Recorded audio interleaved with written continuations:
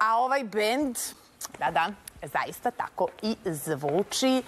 Dragane, dobar dan sve naše gledaoce. Desit će se 11. aprila i to Nacionalni park Fruška Gora poziva vas da budete obavezno deo ove akcije. Miljana, dobar dan, dobrodošli, izvolite, sedite.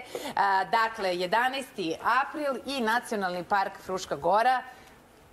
Mogu sad slobodno da kažem, pozivamo sve naše gledaoce, ali i zainteresovane da se priključe kakvoj akciji. Tako je. Inače, Nacionalni park Fruška Gora se užurbljeno reaguju na čari. Mogu vam reći da je bio lep odziv. Mi smo bili... Danas nemam iste kapacitete ili da sednem i da plačem, ili da eventualno odustanem i da ne dođem, ili da tražim neku treću opciju, a sve prepreke, eto, koje su nekada i fizičke...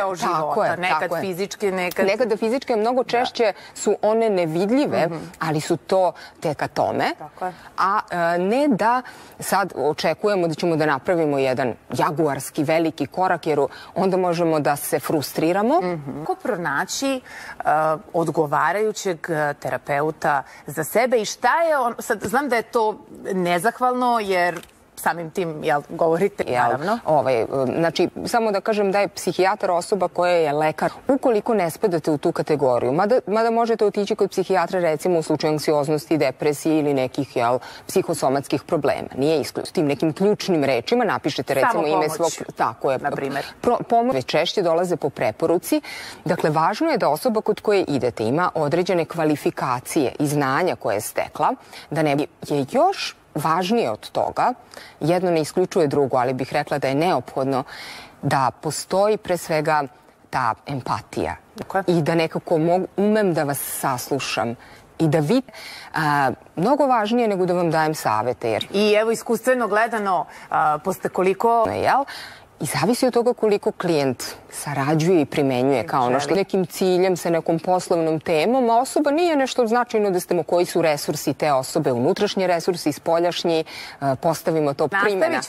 Nastavit ćemo našu priču svakako dalje, otvorili smo zapravo mnogobrojne teme. Toga napravit ćemo jednu kratku muzičku pauzu za vas i nas, Bubika i Pacemakers. Da, pratite emisiju Nedeljom, a mi razgovor nastavljamo sa NLP trenerom Anom Rodić. Ana, nekako i u ženskim časopisima i na portalima, sad kad dođe ovo neko proleće, imamo taj moment samopouzdanja, zato što iz ovog zimskog perioda vraćamo se sada, malo će biti i komotnija ta garderoba, možda žene su negde malo i koji bi alat bio prvi za povratak samopouzdanja, a da to ne bude fizički izgled. Pa da, nekako je nužan, posebno sa dolaskom lepog vremena. Ono što je jako važno je da ne možemo mi u roku od koji igraju utakmicu, posebno vrhunske ekipe, kako biti, šta znači biti samopouzdan, pa znam ovako ili onako, ali možda ja imam neke druge, tako da kažem, komplete, jel? Nisam vas pitala. Stanju. Između ostalog, da. Evo, sad ću ukratko objasninovno, da ga zamislim.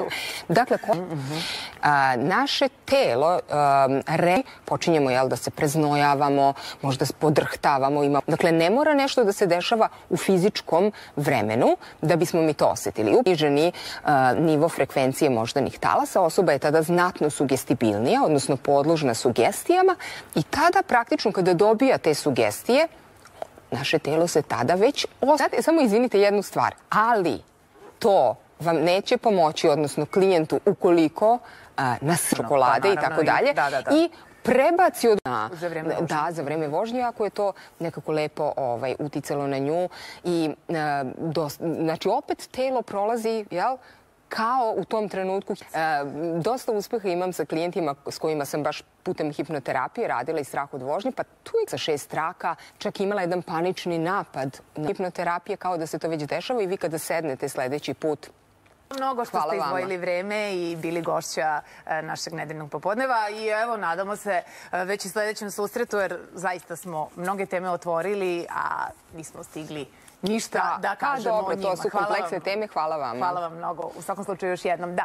A u nastavku našeg nedeljnog popodneva najavljamo pozorištu predstavu Džepovi puni kamenja koja je zakazana za 11. april u Novom Sadu. Tim povodom uživo nam se u emisiju uključuje glumac Pavle Mensor. Pavle, dobar dan. Da li se čujemo, Pavle? Nadam se da se čujemo. Nadam se da ćemo ovog puta imati mnogo više sreće nego što smo imali na probi. Kakva predstava je pred novosadskom publikom?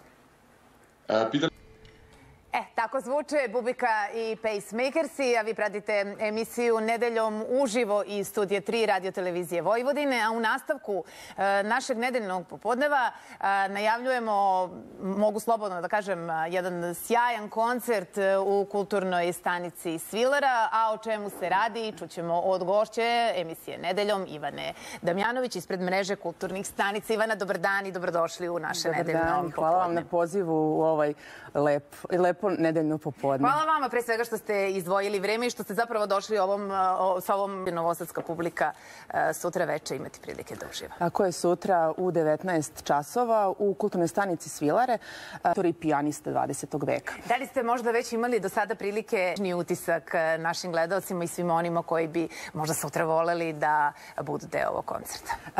Ali mogu da kažem slobodno da nas tada imao malo zabavniji repertoar, odnosno zvao se koncert Piano. Baš vole. Tako je. To je negde opšte poznata. A sutra sa Italijanskim institutom, Italijanski institut za kulturu u Beogradu. Jedan veliki poznavalac umetnosti.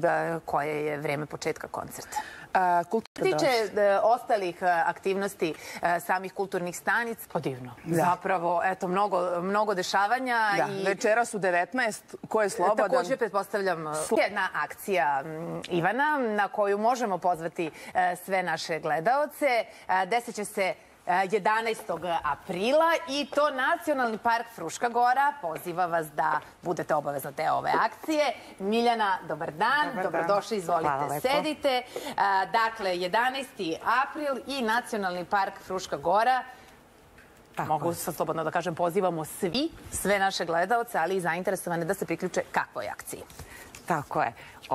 Inače, Nacionalni park Fruška Gora se užurbljeno reaguju na čari Fruška Gora. Mogu vam reći da je bio lep odziv. Mi smo bili nešto što naredno planiramo. 11. april, inače kolažemo tog datuma, je Nacionalni park Fruška Gora organizovan.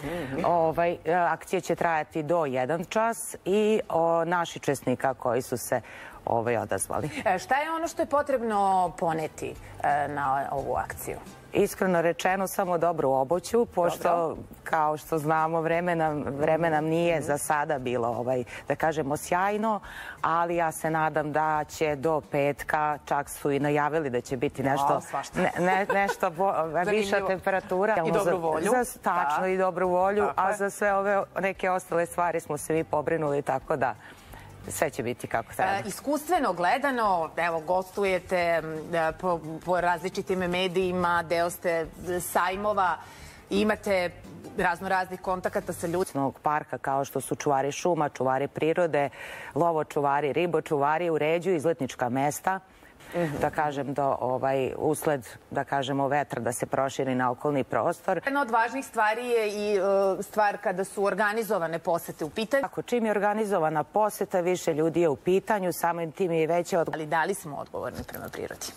Pa kažem, u 90% slučajeva jesmo. Onih da se kreće uređenim stazama. Svim putem zapravo treba ići. I da vode računa da slučajno... Da mali broj naših gledalaca da dođemo na Frušku Goru, koji bi to lokalitet bio, da li bi to bio možda... Nacionalni park Fruška Gora je jedinstveno prirodno. Zatim, takođe, interesantan je taj geološki deo Fruške Gore, po tome stenama isto tako je, nazivaju Ostrvska planina zbog mnogobrojnih.